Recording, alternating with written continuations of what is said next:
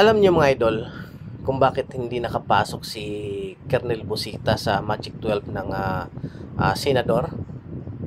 Alam niyo bakit? Isa ang dahilan dyan sa mga probinsya.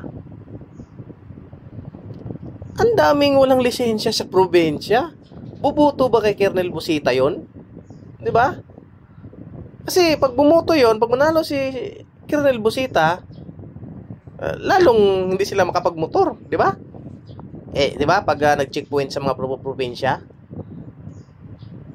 humahaba yung pila, hindi dumidiretso dahil yung mga yon wala mga lisensya, di ba?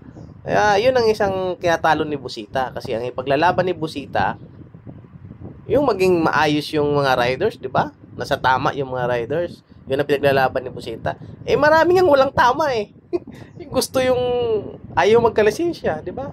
Doon, isa yun. Kasi si Metro Manila, matik yun.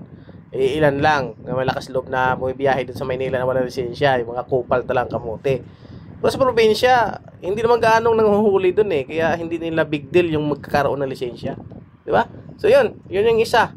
Kaya sa mga nanalo, congratulations. Sa mga talo, better luck next time tayo mga idol. So yun lang mga idol, yun lang yung nasa isip ko, no? Ewan ko lang sa inyo, di ba? Basta ako, binoto ko si Colonel Busita kasi naging maayos ako ng rider. May lisensya ako, nakarehistro yung motor ko, di ba? So kailangan natin ng mabuti yung gagawin natin sa daan, no? Hindi tayo maging kamote. Yan. So yan mga idol, yun lang yung ating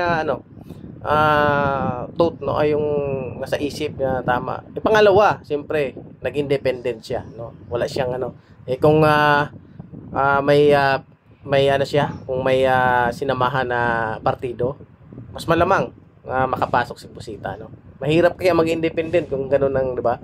Wala magdadala sa iyo.